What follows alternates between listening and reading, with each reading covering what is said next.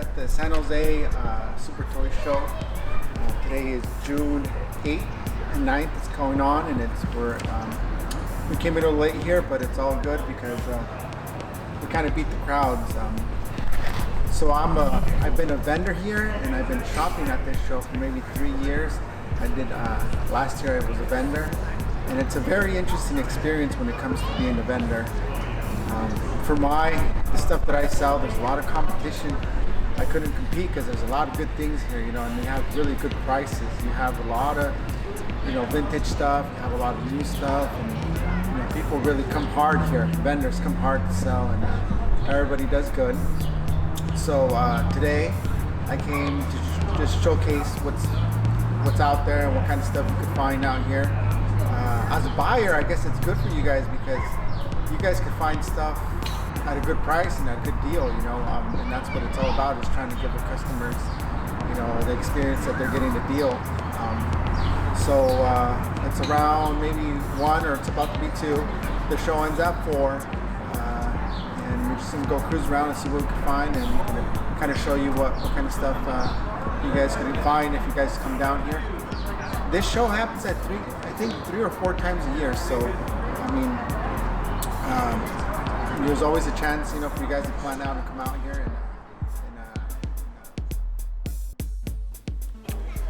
So here we are inside of the toy show already. Like I said, I got there around 1:32ish. So this building is pretty big. I think maybe a football field size, and you're able to fit a lot of vendors in there. They usually let us in on Friday to set up, and then the show is on Saturday and Sunday. So these are the artists that came out to give autographs. Don't know too much about them. A lot of good stuff. Not a lot of comic vendors. It's very interesting. Maybe there was maybe 4 or 5 comic vendors. And here's some all new stuff here packaged. And then I just decided to do a quick walkthrough of the show. These aisles are pretty easy to get through, but there's some aisles that are very packed. There's like a traffic jam, and I couldn't get through.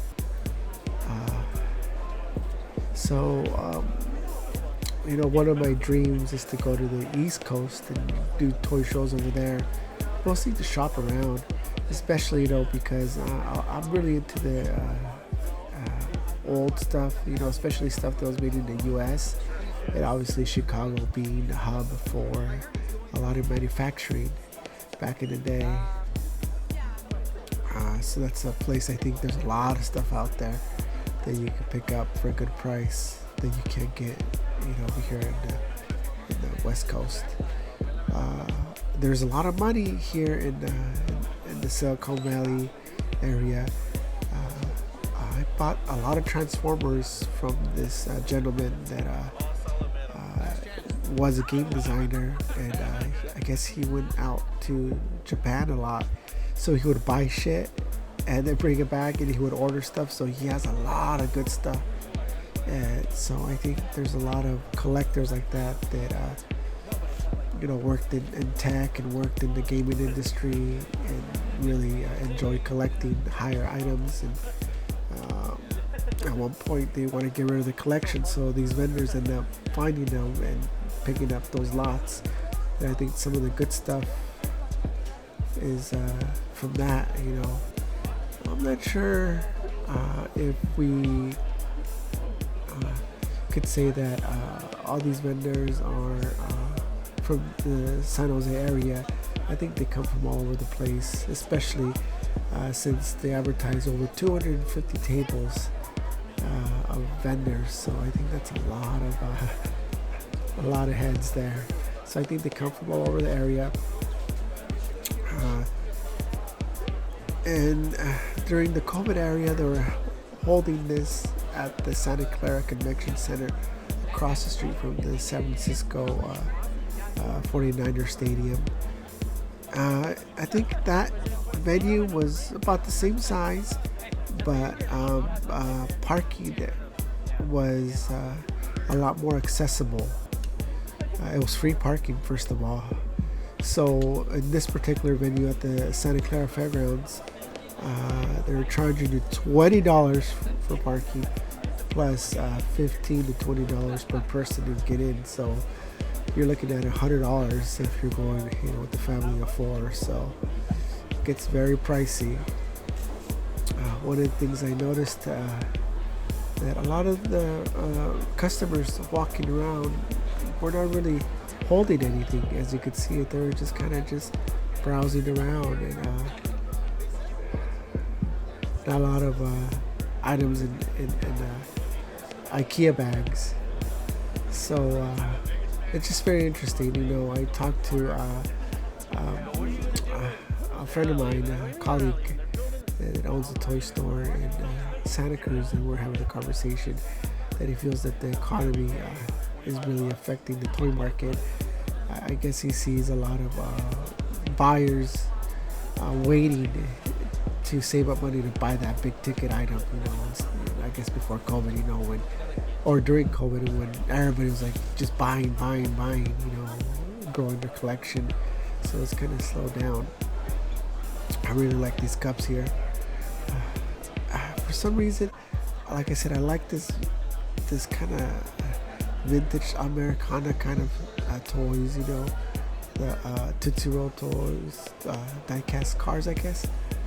This is some Polly Pockets. You never find them with the little Polly Pockets. And here's my buddy's Four Quarter Mafia, looking through his treasure chest of random little toys. Some pretty cool stuff.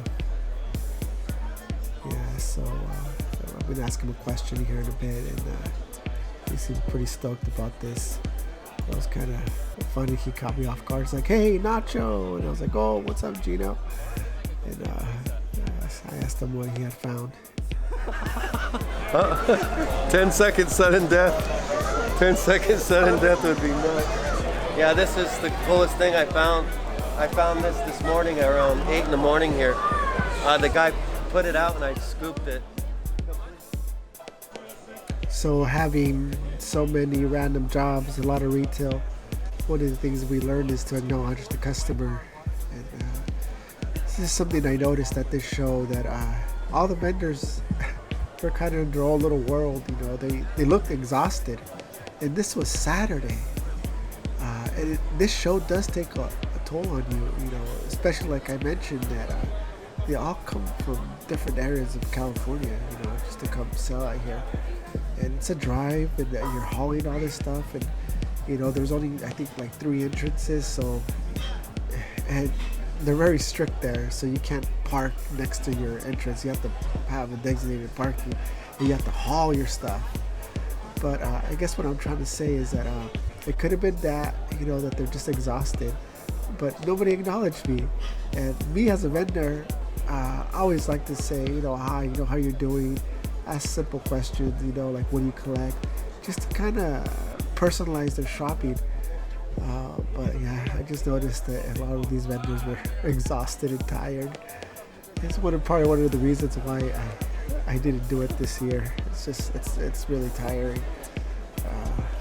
I think it's just the gas, it's like $200 because you have to drive there Friday, come back, drive back on Saturday, and drive back again, and then drive back on Sunday.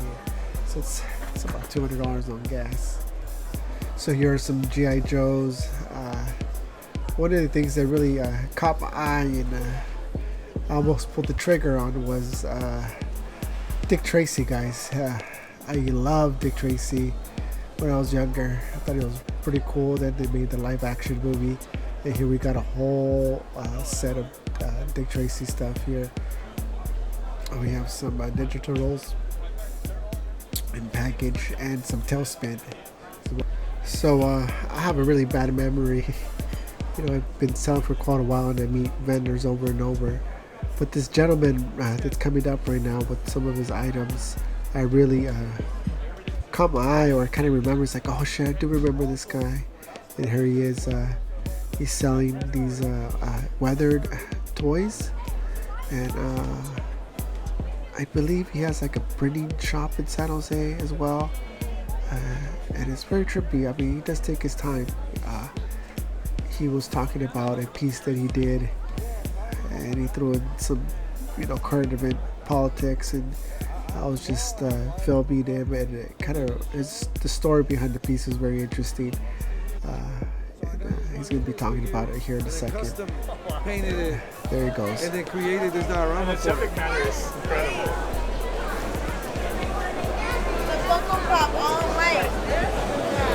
It's really like a lot wrapped up into one piece, Obviously the artist, he already did a good job saying about the obesity problems and all the stuff McDonald's has. But now with everything that's going on with Palestine and everything, it's like they really have their hands full of blood, They really are, and they don't care. Nobody cares. So It seems that way. yeah, the least I can do is really put it in our piece, and then they're doing their best to get into our industry and connect McDonald's to anime through this McDonald's thing. So if you scan the bag, it'll take you to their propaganda. It'll take you to their page and where they're doing all this like anime stuff right now. So the bag is pretty relevant. So I grabbed his business card, so hopefully I'll be able to give him a shout out. This is a very interesting booth here. It's arts and craftsy, but it's kind of with the theme of Comic-Con, kind of collectibles. Here's what I mean. You see that guy? He looked kind of like tired and bored. But this is a trippy. And then Lego friendly, fake bootleg Legos. I don't know. They say they're not supposed to be selling this kind of stuff, but they let them. This is my friend George. This is his little booth here. He has a lot of new stuff in package. He brought a lot of heavy hitters to this show. Just walking around here and seeing all this Mega Man. And, if you guys seen my booth, it's all these knickknacks, different little things. That's the kind of stuff that I like. And here's Mrs. Potato Head and Mr. Potato Head. Some video games and more knickknacks. This guy was pretty cool. He saw me with my camera. He's like, do you have a channel? I was like, yeah. And I think I got his info. I'll be posting his Instagram handle. It's a cool skateboard as well, as you heard me say it on camera. I was super excited. And this gentleman kind of looked like my setup, just full of stuff. So much stuff. The double tables on top. These are so cool. Lowrider cars. Thanks for the 90s. These guys had a lot of good stuff and well organized as well. I think they were asking like over $100 for each one. Dragon Ball stuff. And this guy has a lot of stuff. So even though that it's in boxes and unorganized, he knows what things are worth. And you pull out something, you think he's $5. No, he wants full retail. But I gotta say, he has given me some good deals on some stuff. So just admire all his stuff. Like a lot of stuff.